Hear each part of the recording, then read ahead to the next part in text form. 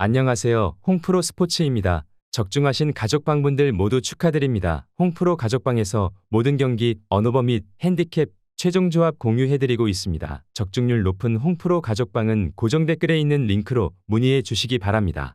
8월 31일 잉글랜드 프리미어리그 6경기 분석 시작하겠습니다. 첫 번째로 아스날 대 브라이턴 경기 알아보겠습니다. 먼저 아스날은 최근 아스톤 빌라를 제압하며 중요한 승점을 쌓고 있다. 경기력 자체는 완벽하지 않았지만 결정적인 순간의 기회를 놓치지 않는 모습이 인상적이었다.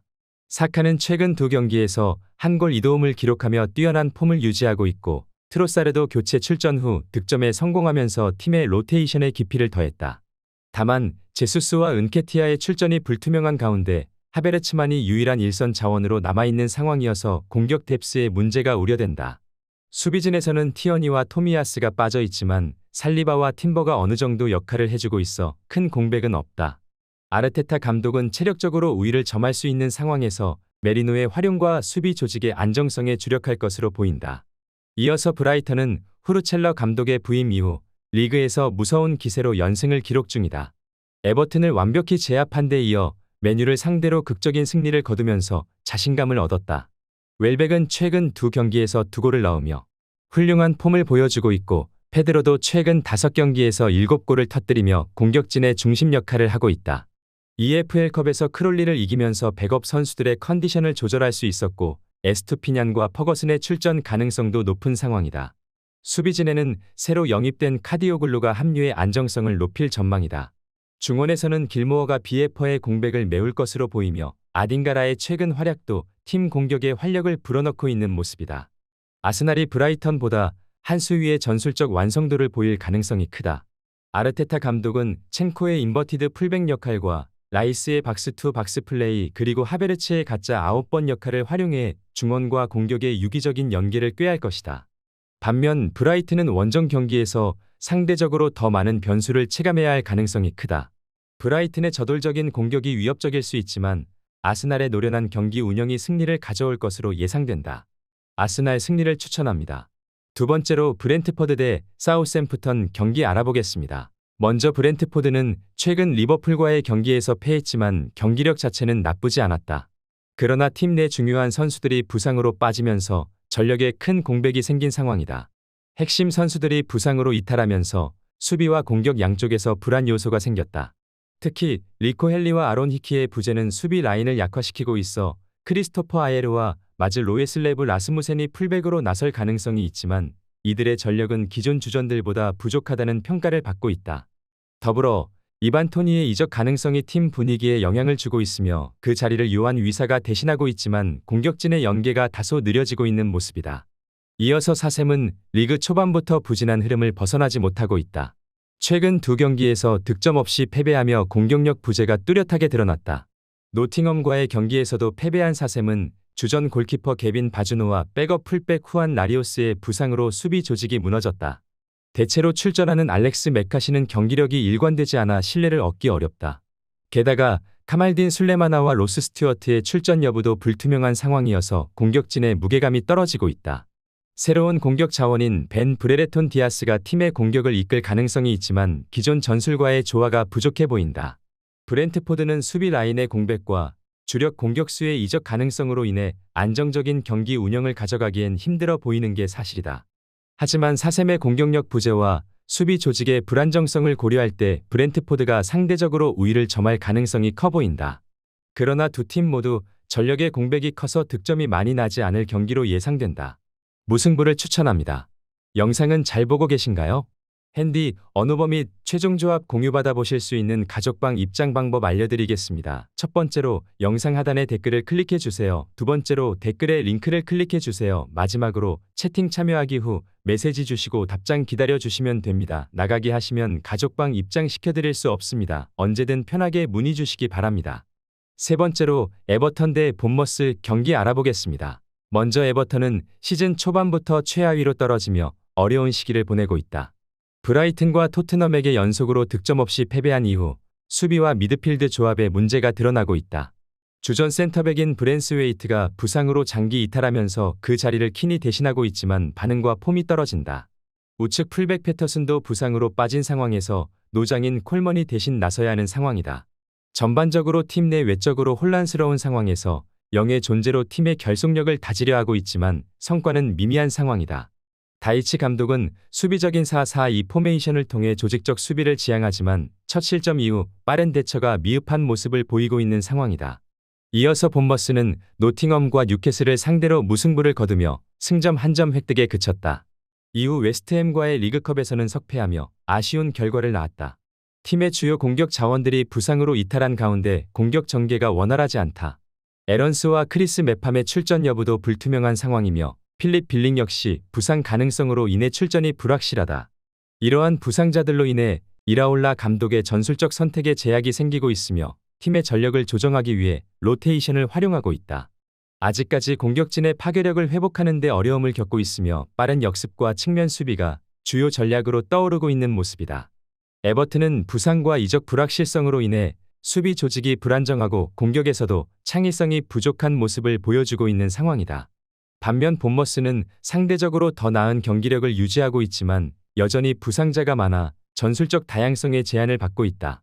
다만 본머스는 측면 돌파와 빠른 역습을 통한 공격 전개가 효과적일 가능성이 크다. 두 팀 모두 전력적으로 완벽하지 않아 치열한 경기가 예상된다. 본머스 승리를 추천합니다. 네 번째로 입스위치 타운 대 풀럼 경기 알아보겠습니다. 먼저 입스위치는 윈블던과 주중컵 대회 원정 경기에서 승부차기 끝에 패배했다. 최근 리그에서는 3-4-2-1 시스템을 통한 속공 전개를 보여주고 있다. 다만 쉬무딕스와 기존 공격 자원인 허친슨의 호흡이 아직 완벽하지 못하다. 최전방의 델람 역시 아직 리그에서 검증받지 못한 자원이다. 풀럼의 수비 조직력을 감당하기 어려운 모습이다. 그럼에도 3선의 로옹고와 목시가 투박하지만 수비 가담에는 성실한 자원들이기 때문에 풀럼의 지공에 대량 실점을 허용할 확률은 낮아 보이는 상황이다. 이어서 풀럼은 버밍엄 시티와 주중컵 대회 원정 경기에서 승리를 거뒀다. 이번 경기 역시 4-2-3-1 시스템을 중심으로 지공 위주의 공격 전개를 이어갈 것이다. 스미스로우와 이워비는 벌써부터 좋은 호흡을 보여주고 있다. 트라우레의 위협적인 돌파와 함께 충분히 무니즈에게 양질의 기회를 제공해 줄 수 있는 전력이다. 자신들의 색깔을 충분히 보여줄 수 있을 것으로 보인다. 우측 풀백 테테 역시 공격 가담보다 수비 라인에 남아있는 임무를 수행하는 만큼 안정적인 수비 밸런스가 기대된다. 풀럼의 주도적인 경기 흐름을 예상해 볼 수 있는 매치업이 될 것이다. 입스위치는 풀럼의 배후 공간을 공략할 만한 카드가 너무나도 부족한 상황이다. 결국 풀럼의 1, 2선 자원들이 유기적인 플레이를 통해 입스위치의 밀집 수비 공략에 성공할 것으로 본다. 풀럼 승리를 추천합니다. 영상은 잘 보고 계신가요?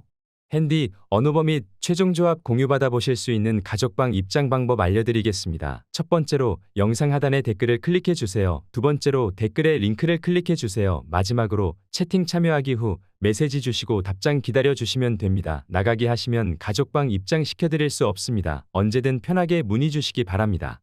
다섯 번째로 레스터시티 대 에스턴빌라 경기 알아보겠습니다. 먼저 레스터시티는 승격 후 줄곧 부진한 성적을 기록 중이다. 토트넘과 비긴 후 풀럼에게 패하는 등 최근 경기력에서 큰 어려움을 겪고 있다.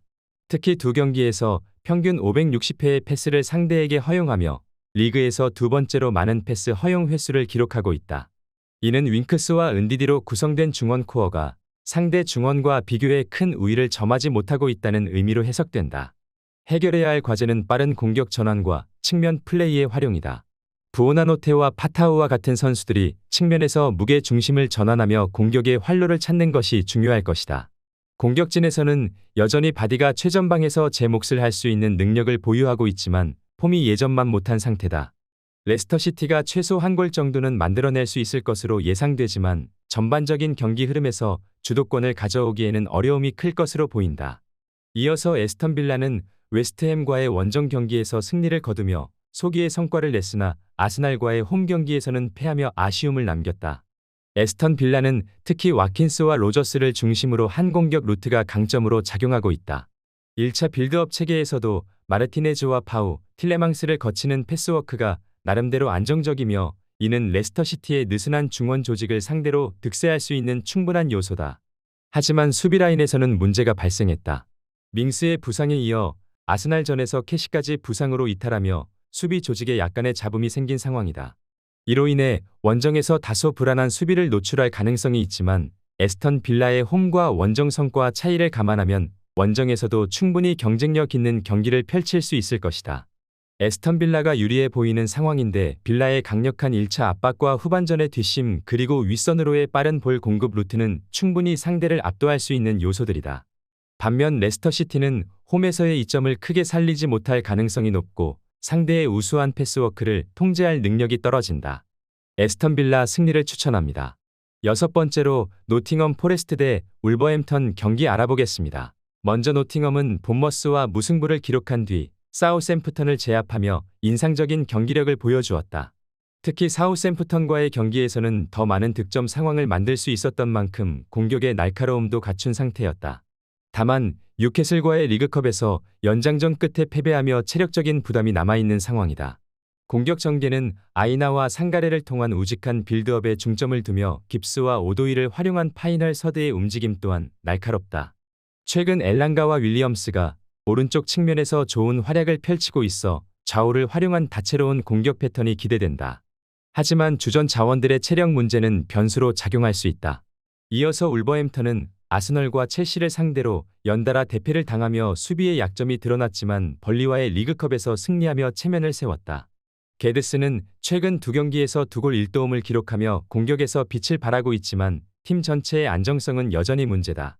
특히 중원에서 장악력이 떨어지는 상황에서는 빠른 전환을 시도하지만 오히려 수비 조직의 혼란을 초래할 가능성이 높다.